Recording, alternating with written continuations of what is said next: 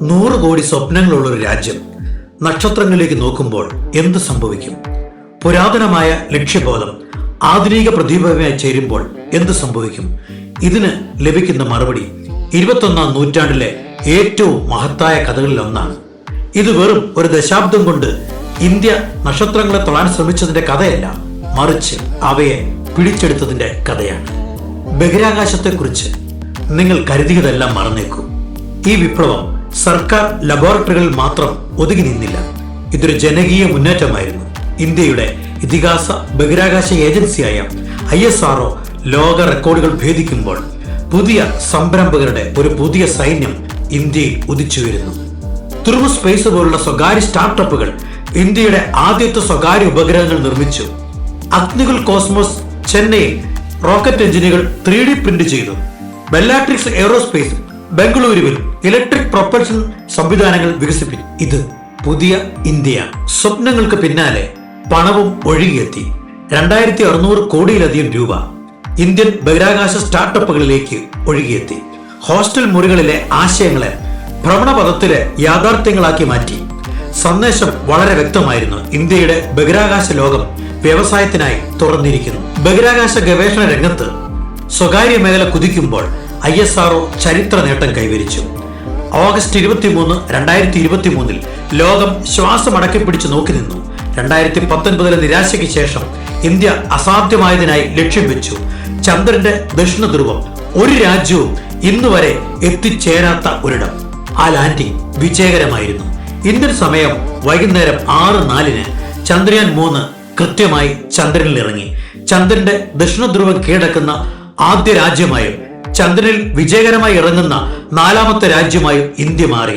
അതും വെറും 615 കോടി രൂപയ്ക്ക്, ഒരു ഹോളിവുഡ് ബ്ലോക്ക് ബസ്റ്റർ സിനിമയുടെ ബജറ്റിനേക്കാൾ കുറഞ്ഞ ചെലവിൽ. 1960 അമേരിക്കൻ ആദ്യ ചന്ദ്ര പര്യവേഷണമായി കമ്പയർ ചെയ്യുമ്പോൾ അന്നത്തെ അമേരിക്കയുടെ ചെലവ് 21 ലക്ഷം കോടി രൂപയാണെങ്കിൽ ഇന്ത്യക്ക് ചെലവായത് ഇന്ന് വെറും 615 കോടി രൂപ മാത്രം.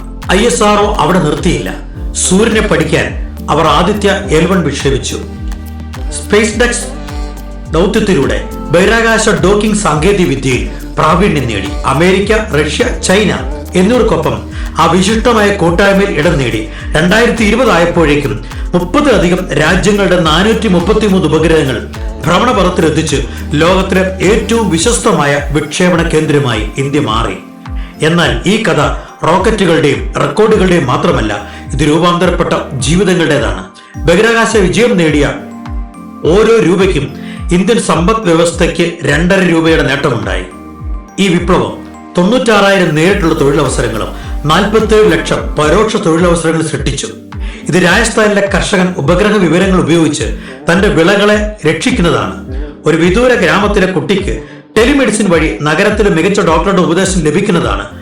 ഫാനി ചുഴലിക്കാറ്റ് ആഞ്ഞടിക്കുന്നതിന് മുമ്പ് ഉപഗ്രഹ മുന്നറിയിപ്പുകൾ വഴി ലക്ഷക്കണക്കിന് ആളുകളെ സുരക്ഷിത സ്ഥാനങ്ങളിലേക്ക് മാറ്റിയതാണ്.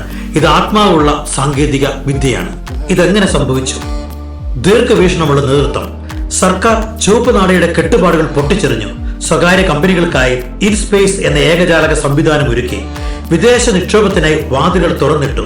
2030 ആഗോള ബഹിരാകാശ സമ്പദ് വ്യവസ്ഥയുടെ 10% പിടിച്ചെടുക്കുക എന്നതാണ് ഇന്ത്യയുടെ ധീരമായുള്ള ലക്ഷ്യം. ഇനി ഭാവിയോ?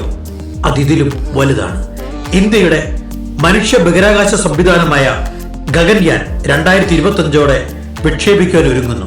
2035 ഒരു ഇന്ത്യൻ ബഹിരാകാശ നിലയവും 2040 ചന്ദ്രനിൽ മനുഷ്യനെ ഇറക്കുവാനും നമുക്ക് പദ്ധതിയുണ്ട്. അവിശ്വസനീയമായ ഒരു ദശാബ്ദം കൊണ്ട് രാജ്യം നക്ഷത്രങ്ങളിൽ തങ്ങളുടെ വിധി മാറ്റി എഴുതി.